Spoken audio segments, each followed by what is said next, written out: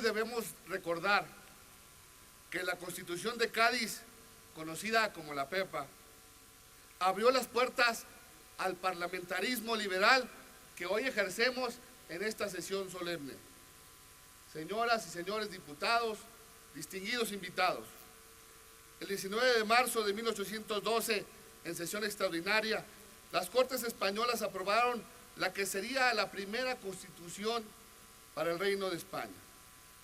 Justo en ese instante, cuando la gloria de aquella potencia que conquistó gran parte del mundo parecía derrumbarse, las Cortes tuvieron la osadía de proclamar una Constitución que resultó, para aquellos instantes, un instrumento jurídico moderno y de avanzada. Un instrumento el cual tuvo repercusiones no solamente en Europa, sino en América y en el mundo entero. ¿Cuáles fueron los aspectos sustantivos de la Constitución de Cádiz? En primer lugar, habrá de destacar que la podemos identificar como la proclamación de la primera Constitución en torno a la soberanía nacional. Las Cortes decidieron que la soberanía residía en la nación, no en los reyes. Sabemos que los juristas han sostenido un prolongado debate respecto a lo que implica el ejercicio de la soberanía, particularmente el hecho de que la misma quedara a cargo de órganos del Estado y no como se planteó en Cádiz, que la misma fuera potestad de la nación como realidad viva y anterior al Estado mismo. Quiero subrayar que Cádiz asume esencia del estricto derecho que se tiene al orden jurídico, a la realidad de la persona humana, a la dignidad y trascendencia, cuyos derechos y garantías no pueden ser sino reconocidos por el Estado, que ha de servirle a personas y a las comunidades naturales como a la familia, el municipio y la nación misma. En ese principio de doctrina del Partido de Acción Nacional descansa gran parte de su legado desde la fundación.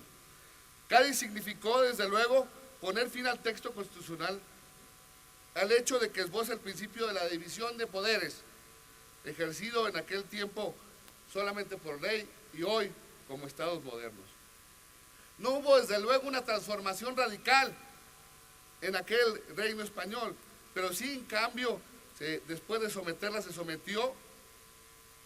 al entorno popular una constitución de avanzada. Cádiz perfiló a España como un estado moderno. En nuestro país, por ejemplo, los 3 siglos de dominación colonial, pese a que se dieron en condiciones de monarquía absoluta y de haber permanecido, en palabras de González Luna,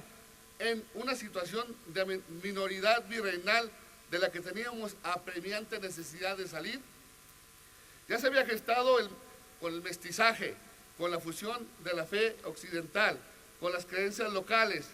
con la aprobación autóctona del idioma, con el desarrollo de nuestra nueva realidad viva, el surgimiento de una nueva nación,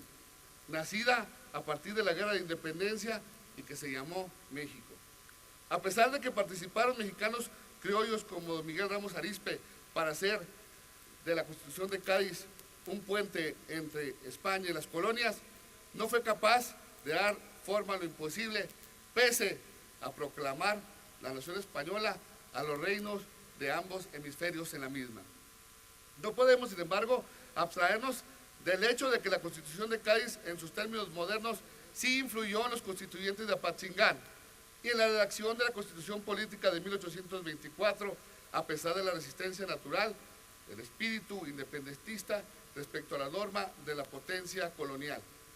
Lo importante es que los constituyentes mexicanos fueron más allá y sí plasmaron la noción de soberanía, la autodeterminación, la ciudadanía, la división de poderes, la libertad de cultos y definieron la república como una forma de gobierno. En unos pocos años, el orden jurídico vigente de este territorio pasó de estipular la voluntad del rey de España a salvaguardar los derechos del pueblo mexicano. El texto de Cádiz estableció el derecho al voto de los varones, la libertad de imprenta, la abolición de la Constitución, de la Inquisición, de la tortura, del derecho de propiedad, aspectos significativos de vanguardia en aquellos años. Es importante recordar, además, que la Constitución de Cádiz tuvo muy en cuenta el problema de la representación política de los territorios de ultramar, que a consecuencia de ello dio entrada a las Cortes. Señoras y señores diputados, en este bicentenario de Cádiz propongo que hagamos una reflexión sobre los verdaderos significados de la Constitución al que esta efeméride nos remite. Hace 200 años, un grupo de hombres visionarios, en medio de una crisis profunda que implicaba un estado de sitio en Cádiz, pudieron superar la adversidad y vislumbrar para su nación un marco jurídico de avanzada que englobaba conceptos vigentes hasta nuestros días. En México tuvieron que pasar 200 años a partir de la promulgación de la Constitución de Cádiz y el arribo de gobiernos emanados de Acción Nacional para hacer efectivos derechos fundamentales. Derechos como la libertad de imprenta y de expresión, de que el presidente propusiera y el Congreso dispusiera, de que se respetaran como orden supraconstitucional las libertades y derechos humanos y de que se gestionaran reformas al entramado jurídico y de seguridad como la de 2008. Hicimos reformas para poner esta nación en otra ruta muy diferente a la que nos habían heredado 70 años de gobiernos que enarbolaron los más nobles conceptos, pero que en la práctica los negaban diariamente.